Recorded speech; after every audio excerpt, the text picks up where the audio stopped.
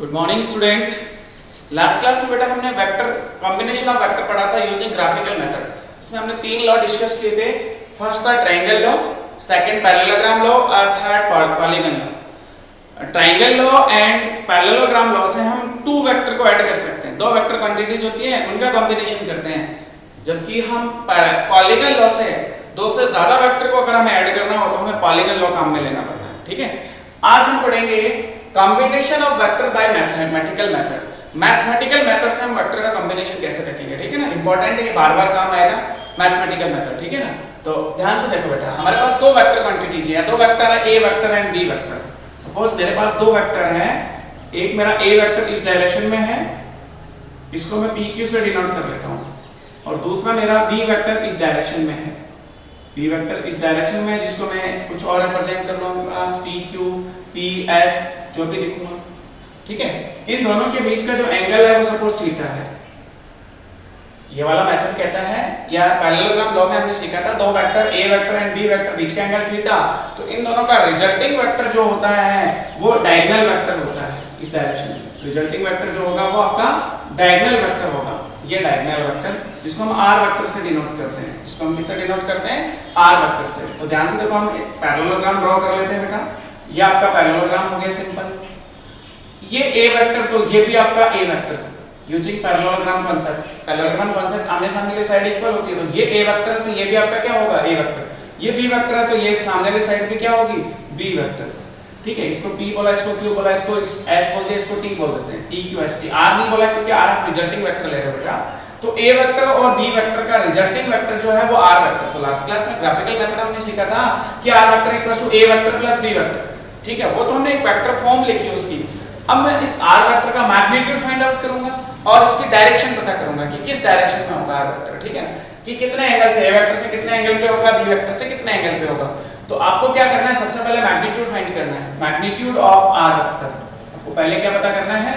Magnitude of R vector. बहुत आसान topic है, मैग्नीट्यूड ऑफ आर वेक्टर हमें ये फाइंड आउट करना है। क्वेश्चन समझ में आ गया? आपके पास दो वेक्टर क्वांटिटीज हैं, या दो vector A vector and B vector, दोनों के बीच एंगल थीटा है। या हम बोलो कि ये दोनों वेक्टर किसी पैरेललोग्राम के एडजेसेंट साइड को रिप्रेजेंट कर रहे हैं। ठीक है, एडजेसेंट साइड को रिप्रेजेंट करते हैं, तो इन दोनों का रिजल्टिंग वेक्टर क्या होता है? डायगोनल वेक्टर, जिसको हम आर वेक्टर से डिनोट करेंगे। डायगोनल पे होगा जिसको हम आर वेक्टर से डिनोट करेंगे। ग्राफिकल मेथड में आपने लिखा था R vector equals to A vector plus B vector. अब मुझे आर वेक्टर का मैग्नीट्यूड पता करना है, मैग्नीट्यूड ऑफ आर वेक्टर। ठीक है, तो उसके लिए ध्यान से देखो, थोड़ा सा कांसेप्ट लॉजिकली सोचना होगा। ये जो पी क्यू साइड है इसको मैंने थोड़ा सा आगे बढ़ाया, इधर पी क्यू साइड को मैंने आगे बढ़ाया और टी से इस पे नॉर्मल डाल दिया। क्या डाल दिया? नॉर्मल। इसको बोला p q s t, इसको मैं u से डिनोट कर लूं, ये वाला पॉइंट u ले लूं। आप ध्यान से देखो, ये दोनों लाइन पैरेलल है आपस में। अगर ये एंगल थीटा है तो ये वाला एंगल भी क्या होगा? थीटा। क्लियर हो गया कॉन्सेप्ट? ठीक है, अब मैं आपसे पूछूं कि मुझे केवल magnitude of R vector find out करना है, तो मुझे केवल एक ट्रायंगल काम में लेना है, p u t, using triangle p u t। आप ध्यान से देखो, PUT ट्रायंगल आपका कौन सा ट्रायंगल है? जिसका एक एंगल 90 डिग्री होता है। सामने वाली साइड हाइपोटेन्यूज, सामने वाली साइड क्या हुई? हाइपोटेन्यूज। इसको बेस मान लो, इसको परपेंडिकुलर मान लो। ठीक है ना, इस एंगल के सामने वाली साइड जो है वो क्या हो गई? ये वाला एंगल अलग होगा। या जैसे मैं इसको बोलूं कि ये एंगल अल्फा है, कि आपका ए वेक्टर से रिजल्टिंग वेक्टर अल्फा एंगल पे है और बी वेक्टर से बीटा एंगल पे है। ठीक है ना, हम अल्फा बीटा की वैल्यू को फाइंड आउट करेंगे। पर मैं इस ट्रायंगल को देखूं पी यू टी को, तो एक राइट एंगल ट्रायंगल है। कैसा ट्रायंगल है? Right angle triangle. और राइट एंगल ट्रायंगल के अंदर हम पाइथागोरस लगा सकते हैं। पाइथागोरस क्या कहता है? h² = p² + b²। तो पाइथागोरस यूज कर दिया हमने, तो आपका h तो हो गया pt, मतलब pt का whole square equals to pu का होल स्क्वायर प्लस tu का होल स्क्वायर। ठीक है, आपने ये पता करना है, pt आपका है r वेक्टर का मैग्नीट्यूड, तो इसकी जगह हम लिख देंगे r का स्क्वायर।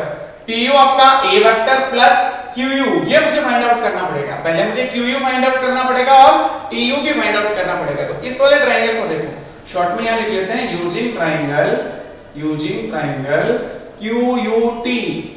Triangle QUT। ध्यान से देखो, इस ट्रायंगल में ये थीटा थीटा के सामने वाली साइड परपेंडिकुलर, थीटा के साथ वाली साइड बेस, 90 के सामने वाली साइड हाइपोटेन्यूज। आपको हाइपोटेन्यूज गिवन है, b वेक्टर का मैग्नीट्यूड, हाइपोटेन्यूज का मैग्नीट्यूड कितना है, b वेक्टर का मैग्नीट्यूड मतलब b है। आपको बेस कैलकुलेट करना है। हाइपोटेन्यूज और बेस में रिलेशन कॉस का होता है, cos theta equals to base upon hypotenuse, base upon या b अपॉन h लिख लिया करो simple. cos theta equals to base कितना आपका qu जो मुझे फाइंड आउट करना है, h कितना आपका हाइपोटेन्यूज b वेक्टर का मैग्नीट्यूड जिसको मैं b लिख सकता हूं, देन qu की वैल्यू आपके पास आ गई b cos theta. Equation number 1, equation number 1। इसी तरह से ध्यान से देखो sin थीटा का रिलेशन क्या कहता है, sin theta equals to perpendicular upon hypotenuse. इस वाले ट्रायंगल में देखो tu आपका परपेंडिकुलर हुआ और ये tq जो है आपका हाइपोटेन्यूज हुआ, तो sin theta equals to perpendicular की वैल्यू आपके पास tu जो मुझे फाइंड आउट करना है, हाइपोटेन्यूज आपका हो गया b, then tu equals to answer आ गया b sin थीटा जो मुझे फाइंड आउट करना था, इक्वेशन नंबर 2।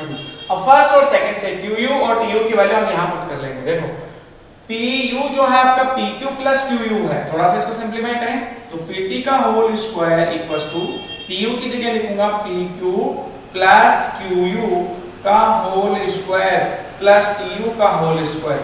अब आप वैल्यूज पुट कर लो, pt की जगह क्या लिखेंगे, r वेक्टर का मैग्नीट्यूड मतलब r square equals to pq की जगह pq का मैग्नीट्यूड है a प्लस qu आपके पास लिखा हुआ है b cos theta, b cos theta का होल स्क्वायर प्लस tu की जगह b sin theta, b sin theta का होल स्क्वायर। अब इसको सिंपलीफाई कर लो बेटा, कुछ भी नहीं आगे, बहुत सिंपल है, इसको यही सिंपलीफाई करते हैं बेटा। देखो r स्क्वायर इक्वल्स टू इसका होल स्क्वायर खोलोगे तो क्या मिलेगा, a square plus b square cos square theta plus twice ab cos theta. a plus b का होल स्क्वायर का फॉर्मूला लगा लिया हमने, a square plus b square cos square theta plus twice a into b cos theta plus इसका whole square क्या होगा, b square sin square theta. ध्यान से देखो बेटा, इस b square sin square theta और b square cos square theta में से b स्क्वायर कॉमन है और ब्रैकेट में क्या बचेगा, sin square theta plus cos square theta जो क्या होता है बेटा 1, वो उसकी वैल्यू क्या होती है 1। तो आपके पास आंसर आया finally r square equals to a square plus b square plus twice ab cos theta. अब आपको तो r चाहिए ना, तो बहुत साइड क्या ले लेंगे, अंडर रूट, r की वैल्यू आपके पास आ गई, r की वैल्यू आपके पास आ गई under root a square plus b square plus twice ab cos theta. Equation number इसको मैं थर्ड बोल देता हूं। देखो मैग्नीट्यूड कैलकुलेट करना बहुत इजी था, मैग्नीट्यूड आप बहुत इजी वे में कैलकुलेट कर लेते हो। मैं एक बार पूरा एक्सप्लेन वापस से करता हूं। आपको दो वेक्टर का कॉम्बिनेशन करना है, ए वेक्टर और बी वेक्टर का कॉम्बिनेशन करना है, दोनों के बीच का एंगल पता है, कॉम्बिनेशन का मतलब उनको ऐड करना है, ठीक है। तो दोनों के बीच का एंगल पता है थीटा, जो भी वैल्यू होगी। तो अब इसका जो फॉर्मूला है, दोनों के कॉम्बिनेशन का जो फॉर्मूला है उसको हमने लिखा r equals to under root a square plus b square plus twice ab cos theta, under root a square plus b square plus twice ab cos theta. Theta इन दोनों के बीच का एंगल है, a क्या है magnitude of a vector, b क्या है मैग्नीट्यूड ऑफ b वेक्टर। तो बहुत आसान बन सकता है, इसमें कोई दिक्कत ही नहीं है, बस बीच का एंगल पता होना चाहिए, दोनों का मैग्नीट्यूड पता होना चाहिए, उसके बाद रिजल्टिंग वेक्टर निकाल लेते हैं, ठीक है। तो ये फॉर्मूला बहुत काम आएगा, फिजिक्स में पूरी 11th 12th में बहुत काम आता है। दो वेक्टर का एडिशन करना हो तो इसी कांसेप्ट से, बीच का एंगल पता होना चाहिए थीटा, उसी केस में हम इसको यूज करेंगे। तो ये रिजल्टिंग वेक्टर का फॉर्मूला, उसके लिए हमने कुछ भी नहीं किया, हमें पता था कि दो vector a vector and b vector, दो जो है पैरेललोग्राम के एडजेसेंट साइड को रिप्रेजेंट करते हैं, बीच का एंगल थीटा है, तो इन दोनों का रिजल्टिंग वेक्टर पैरेललोग्राम का डायगोनल वेक्टर में होगा r वेक्टर। तो पैरेललोग्राम ड्रॉ कर लिया, इसके आमने सामने की जो साइड है वो इक्वल होगी। फिर उसके बाद में मुझे एक्चुअल में r वेक्टर का मैग्नीट्यूड फाइंड आउट करना था, तो मैं इस लाइन को आगे बढ़ाता हूं, यहां से नॉर्मल डालता हूं, इस ट्रायंगल को देखता हूं, ये दोनों पैरेलल लाइन है, ये थीटा है, तो ये वाला एंगल भी थीटा हुआ। और उसके बाद देखो मैंने ये क्या पता कर लिया और ये पता कर लिया, मतलब बेस और परपेंडिकुलर पता कर लिया इस कांसेप्ट से, और उसके बाद इसमें पाइथागोरस लगा लिया। ट्रायंगल PTU में आपने कौन सा, PUT में आपने पाइथागोरस लगा लिया और पाइथागोरस लगाते आपका आंसर आ गया। r वेक्टर का मैग्नीट्यूड या r का फॉर्मूला है under root a square plus b square plus twice ab cos theta. रटा हुआ रहना चाहिए, हमेशा काम आएगा फॉर्मूला, इसका हम न्यूमेरिकल भी डिस्कस करेंगे। अब देखो हमें ये पता करना है इसकी डायरेक्शन, जो r वेक्टर है उसकी डायरेक्शन क्या है, क्योंकि हमने भाई वेक्टर क्वांटिटी पढ़ रहे हैं, ए वेक्टर और बी वेक्टर का कॉम्बिनेशन करेंगे तो जो आंसर आएगा वो एक वेक्टर क्वांटिटी ही आएगा। तो मुझे ये पता करना है कि भाई इसकी डायरेक्शन क्या होगी। तो ऐसे थोड़ी बोलेंगे डायरेक्शन डायगोनल में देखो, तो उसको हम हमेशा डायरेक्शन को एंगल के साथ बताएंगे। ए वेक्टर से कितने एंगल पे और बी वेक्टर से कितने एंगल पे। हम बोलेंगे ए वेक्टर से अल्फा एंगल पे और बी वेक्टर से बीटा एंगल पे, ऐसा ही बोलेंगे, ठीक है ना। विद एंगल हम डायरेक्शन बताएंगे बेटा। इसमें आर वेक्टर की जो डायरेक्शन है वो विद एंगल बताई जाएगी कि ए वेक्टर से अल्फा एंगल पे है और बी वेक्टर से बीटा एंगल पे है, ठीक है। तो अल्फा और बीटा की वैल्यू फाइंड आउट करनी है। अब हमें क्या पता करना है, अल्फा और बीटा की वैल्यू फाइंड आउट करनी है। देखो बहुत आसान कांसेप्ट से बताता हूं, थोड़ा सा दिमाग में रखना। क्यू से मैंने ये जो आपका डायगोनल है इस पे नॉर्मल डाला, क्यू पॉइंट से इस डायगोनल पे नॉर्मल डाला, ये एंगल 90 डिग्री और ये एंगल भी 90 डिग्री। अब ध्यान से देखो बेटा, इस पॉइंट को कुछ रिप्रेजेंट कर लेते हैं। आपने इसको P Q S T U, इसको M पॉइंट मान लो, ये M है, ठीक है ना। अब ध्यान से देखो, मैं जो लिख रहा हूं उनको ध्यान से समझना। इक्वेशन फर्स्ट सेकंड थर्ड आ गई, आपको अल्फा कैलकुलेट करना है और बीटा कैलकुलेट करना है। और एक चीज ध्यान से देखना, अगर ये एंगल बीटा है तो क्या ये वाला एंगल बीटा होगा? ये एंगल बीटा है भाई, ये दो पैरेलल लाइन उसके बीच में ये इंटरसेक्ट कर रही है, तो ये बीटा है तो ये भी बीटा होगा, ठीक है ना। ये एंगल और ये एंगल इक्वल होंगे। अब ध्यान से देखो, मैं ट्रायंगल काम में ले रहा हूं PQM, using triangle PQM, using triangle PQM। ये अल्फा है, ये क्या है अल्फा। तो अगर मैं साइन अल्फा की बात करूं, मैं लिखूं sine alpha perpendicular upon hypotenuse. Alpha के सामने वाला साइड परपेंडिकुलर NQ, 90 के सामने वाला साइड हाइपोटेन्यूज, ए वेक्टर का magnitude NQ upon PQ, NQ upon PQ, then MQ आ गया आपके पास, PQ की वैल्यू A है तो A sin alpha. Equation number 4, ये इक्वेशन थर्ड, वो सेकंड फर्स्ट और ये फोर्थ। इसी तरह से इस ट्रायंगल को देखो, यहां बीटा एंगल है तो मैं लिखूं sin बीटा। ट्रायंगल कौन सा हुआ आपका MQT, यूजिंग ट्रायंगल MQT, मैं लिखूं sin beta perpendicular upon hypotenuse. ऐसे बीटा के सामने वाली साइड परपेंडिकुलर MQ, 90 के सामने वाली साइड हाइपोटेन्यूज, बी वेक्टर का मैग्नीट्यूड MQ अपॉन ये हाइपोटेन्यूज आपका TQ, then MQ equals to TQ sin beta, और TQ की वैल्यू कितनी है B, TQ का मैग्नीट्यूड कितना है B sin beta. Equation number 5। अब ध्यान से देखो फोर्थ और फिफ्थ को, fourth MQ equals to A sin alpha, फिर MQ equals to B sin beta. क्या दोनों की लेफ्ट हैंड साइड इक्वल तो राइट हैंड साइड भी इक्वल होनी चाहिए। Using equation fourth and fifth, दोनों की लेफ्ट हैंड साइड इक्वल तो राइट हैंड साइड भी इक्वल पुट कर देंगे, then A sin alpha equals to B sin beta. देखो इसको मैं सिंपलीफाई करूंगा, sin अल्फा को B के नीचे ले आऊं, बीटा को sin बीटा को मैं इसके नीचे ले आऊं। A upon sin alpha equals to B upon sin beta. Equation number 6 cross multiply करोगे तो यही चीज आ जाएगी वापस ऊपर वाली, ठीक है। तो आपके पास इक्वेशन नंबर 6 में एक रिलेशन आया A upon sin alpha equals to B upon sin beta, ठीक है। अब देखो मैं एक और ट्रायंगल यूज करके एक और कांसेप्ट निकालता हूं। आपने TU की वैल्यू निकाल रखी है B sin थीटा, TU जो है ना उसको आपने निकाल रखा है B sin theta equation number 2 से। अगर मैं ट्रायंगल यूज करूं PUT, ये एंगल अल्फा है, तो मैं यहां से sin अल्फा से भी TU की वैल्यू निकाल लूंगा। तो मैं फिर से ट्रायंगल यूज कर रहा हूं, using triangle PUT sin alpha equals to sin, ये एंगल अल्फा के सामने वाली side perpendicular, TU upon hypotenuse, 90 के सामने वाली साइड हाइपोटेन्यूज, R वेक्टर का मैग्नीट्यूड मतलब R, then TU equals to R sin alpha. Equation number 7। ध्यान से देख बेटा, equation number second TU equals to B sin theta, ये वाली equation TU equals to R sin alpha, दोनों को कंपैरिजन करो। ये इसकी लेफ्ट हैंड साइड TU, इसकी लेफ्ट हैंड साइड TU, तो अगर कंपैरिजन करेंगे तो लेफ्ट हैंड साइड इक्वल तो राइट हैंड साइड भी इक्वल होगी। यूजिंग इक्वेशन सेकंड एंड 7 क्या लिखा जाएगा बेटा, B sine theta equals to R sine alpha. इसमें भी साइन अल्फा को बी के नीचे ले जाओ, साइन थीटा को इसके नीचे ले जाओ, तो B upon sine alpha equals to R upon sine theta, equation number 8। अब ध्यान से देख बेटा 6, a अपॉन साइन अल्फा बराबर b अपॉन साइन बीटा। कुछ गड़बड़ कर दी क्या? गड़बड़ हुई है क्या? r upon sine theta, b upon sine alpha. हाँ, ये गलत लिख दिया ना आपने यहाँ पे। a अपॉन साइन बीटा आएगा और ये अल्फा आएगा, इसको अपॉन में लाएंगे ना तो उल्टा लिख देना पे, ये साइन बीटा होगा, ये साइन अल्फा होगा।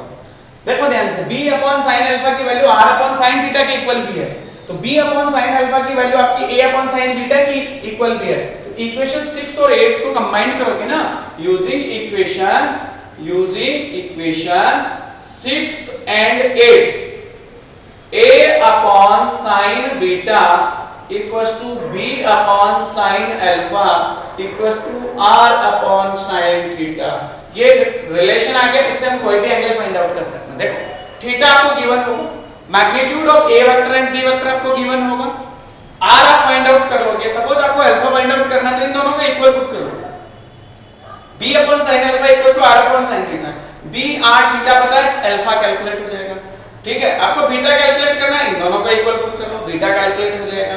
इस तरह से हम साइन अल्फा और बीटा की वैल्यू पता कर लेते हैं, हम अल्फा और बीटा की वैल्यू पता कर लेते हैं। मैं एक बार पूरा कांसेप्ट बताता हूं। देखो मैग्नीट्यूड में कोई दिक्कत नहीं है, मैग्नीट्यूड आपने पता कर दिया, मुझे फाइंड आउट करना था अल्फा और बीटा की वैल्यू। तो उसके लिए मैंने क्या किया, q से डायगोनल पे नॉर्मल डाला, q1, ठीक है, नॉर्मल डाला तो ये एंगल भी 90 डिग्री होगा, ये 90 डिग्री होगा।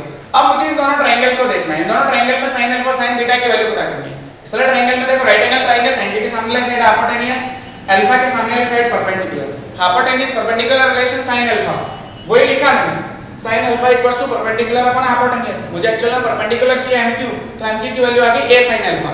ऐसे मैंने इस ट्रायंगल को यूज किया, sin beta perpendicular upon hypotenuse, तो यहां से mq की वैल्यू आ गई b sin बीटा। फिर दोनों को इक्वल पुट कर लिया, लेफ्ट हैंड साइड इक्वल तो राइट हैंड साइड भी equal, a upon sin beta equals to b upon sin alpha आ गया आपके पास रिलेशन। अब उसके बाद देखो, एक रिलेशन आपका पहले थीटा के केस में ये फाइंड आउट कर चुके इस ट्रायंगल से।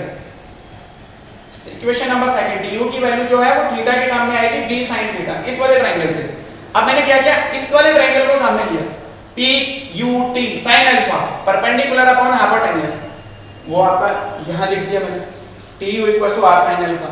और फिर ध्यान से देखा, ये भी tu है और ये भी tu है, लेफ्ट हैंड साइड इक्वल तो right hand side equal put कर लिया, ये रिलेशन आ गया। फिर इसने देखा कि b अपॉन sin अल्फा की value r upon sin beta के इक्वल, और तो b अपॉन sin अल्फा तो a अपॉन sin बीटा के इक्वल भी है, इसका मतलब ये तीनों इक्वल होंगे, ये तीनों क्या होंगे आपस में इक्वल होंगे। मतलब आप लिखोगे a upon sin beta equals to b upon sin alpha equals to r upon sin theta, r upon sin theta. अब देखो किन्हीं भी दो इक्वेशन को इक्वल कर लो, जैसे अल्फा फाइंड आउट करना है इन दोनों को इक्वल पुट करो, बीटा फाइंड आउट करना है इन दोनों को इक्वल पुट कर लो, बीटा भी कैलकुलेट हो जाएगा। हम बहुत सारे न्यूमेरिकल्स पर डिस्कस करेंगे बाद में, ठीक है। तो ये आपको अच्छे से कांसेप्ट क्लियर हो गया, इसको मैथमेटिकल मेथड बोलते हैं, ठीक है। तो विद डायरेक्शन हमने पता कर लिया कि r वेक्टर, इन दोनों का जो रिजल्टिंग वेक्टर होगा बेटा वो कितने एंगल पे होगा, a वेक्टर से अल्फा एंगल पे और b वेक्टर से बीटा एंगल पे। अल्फा और बीटा हम उस रिलेशन से हमेशा फाइंड आउट कर लेंगे।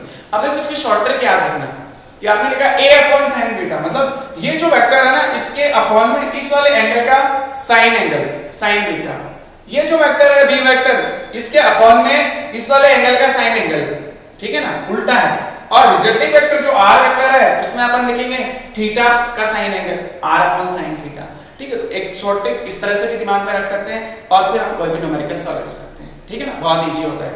जैसे मैं एक जनरल क्वेश्चन करा देता हूं, उसके बाद बाकी क्वेश्चन नेक्स्ट क्लास में करेंगे, ठीक है। ये अच्छे से क्लियर हो गया आपको, डेरिवेशन है बहुत अच्छा है, इंपॉर्टेंट है एग्जाम के हिसाब से भी और बहुत काम आएगा, ठीक है। इसमें कई सारे न्यूमेरिकल हम डिस्कस कर सकते हैं। देखो आगे हम एक जनरल न्यूमेरिकल करते हैं।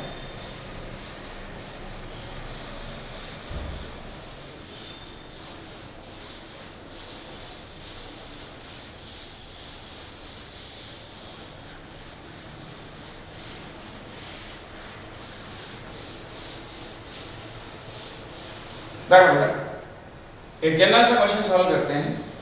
मान लो सिंपल मैथ्स, एक ब्लॉक है, क्या है ब्लॉक, मैं बोलूं इस पे इस डायरेक्शन में 3 न्यूटन फोर्स लग रहा है, मैं उसको F1 मान लेता हूं।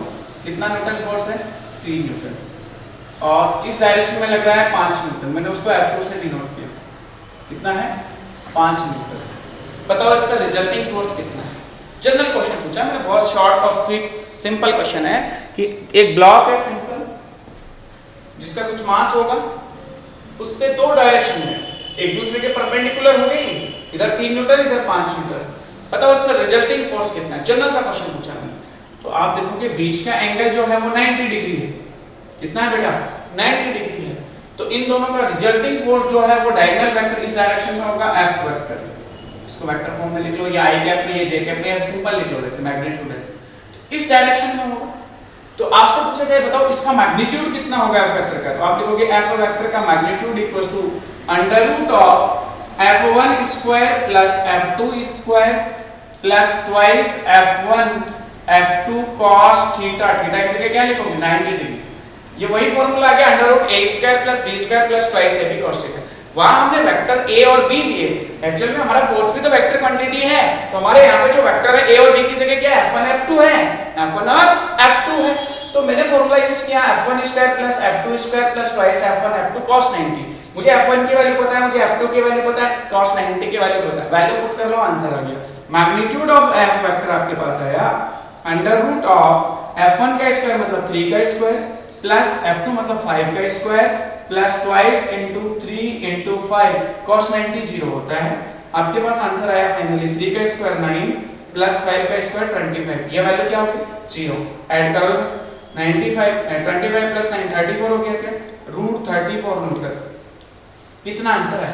इतना मैग्नीट्यूड या इतना फोर्स इस डायरेक्शन में लग रहा है। अब आपसे पूछा जाए कि F1 से कितने एंगल पे है, तो मैं इसको अल्फा मान लेता हूं, और F2 से कितने एंगल पे है, इसको मैं बीटा मान लेता हूं। ये मेरा एंगल अल्फा है और ये मेरा एंगल बीटा है। अब आपको फॉर्मूला दिमाग में रखना है कि जैसे मुझे अल्फा फाइंड आउट करना है, तो मैंने सीखा है कि भाई एक फॉर्मूला था मेरे पास a अपॉन sin बीटा, मैं दोबारा से रिपीट कर देता हूं, b upon sin alpha equals to r upon sin theta. अब ध्यान से देखिए, यहाँ पे a की जगह क्या है? F1, इसको a मान लिया, इसको b मान लिया, तो a की जगह मेरे पास है F1 जिसकी वैल्यू कितनी है? 3 न्यूटन। b की जगह क्या है मेरे पास? F2 जिसकी वैल्यू कितनी है मेरे पास? 5 न्यूटन। r की जगह मेरे पास वैल्यू कितनी आई? F under root 34 newton. मैं आपसे पूछूं थीटा कितना है, तो आप बोलोगे थीटा की वैल्यू 90 डिग्री है।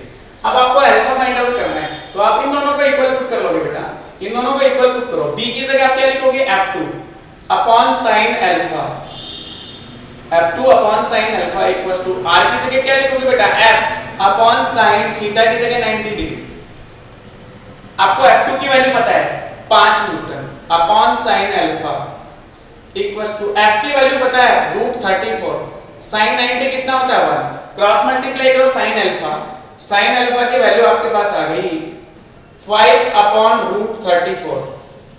यही होगी, क्रॉस मल्टीप्लाई करने से ये आएगा। अल्फा कितना हो जाएगा? साइन को इधर लाओगे तो लिखोगे साइन इनवर्स। आपको वैल्यू सॉल्व नहीं करनी फिजिक्स में, ये मैथ्स में करना है आपको आगे। आपको यही लिखना आंसर, यही आंसर है, अल्फा की वैल्यू ये आ गई। अब आपको बीटा सॉल्व करना है, तो बीटा के लिए आप इसको और इसको इक्वल पुट कर लोगे। बीटा के लिए आप इसको और इसको इक्वल पुट कर लोगे। एक ही जगह क्या लिखोगे? F1 upon sin beta equals to r की जगह F upon sin theta sin 90। ठीक है, वैल्यू पुट कर लो। F1 आपका 3 newton, 3 upon sin beta equals to F root 34 आ गया अपॉन sin 91। बताओ बीटा कितना आया? sin beta equals to answer आया 3 अपॉन रूट 34। दैट बीटा कितना हो गया? sin inverse 3 upon under root 34। ये आपका आंसर आ गया फाइनली। ठीक है, तो इस टाइप से क्वेश्चन पूछे जाते हैं फिजिक्स में। ये देखो रिलेट कैसे हुआ, जो मैथमेटिकल मेथड है उसको फिजिक्स में हमने कैसे काम में लिया, बेटा ऐसे काम में लिया। और क्वेश्चन करेंगे नेक्स्ट क्लास में। Thank you.